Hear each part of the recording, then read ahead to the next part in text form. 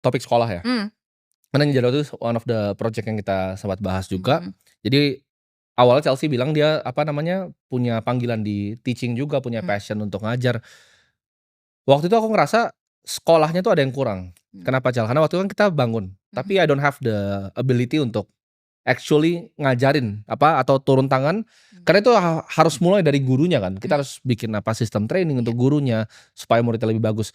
Karena aku percaya akan sekolah tuh bukan cuman informasi, tapi transformasi. Gimana caranya kita transform the children. Iya. Nah ini kan anak punya beda-beda nih. Mmm. Nah kita kalau ngomongin bias lagi, ini kalau my perspective ya, gue Iya. bukan expert di neuroscience, tapi anak yang di-pressure tuh nggak akan jadi bagus.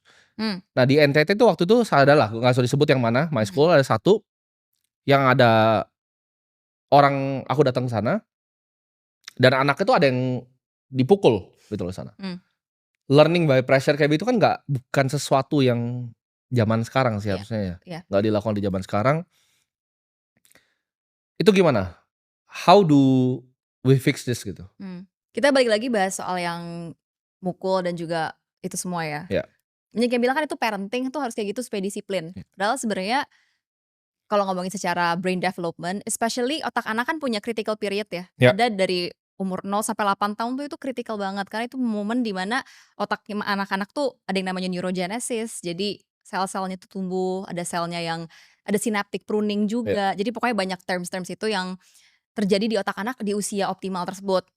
Nah, kalau misalnya di usia optimal tersebut, even sampai adolescence lah ya, itu kan bisa dibilang otaknya tuh masih lagi tumbuh-tumbuhnya banget nih. Apa sih yang terjadi kalau misalnya dipukul? Gak usah anak kecil deh, orang dewasa kalau dipukul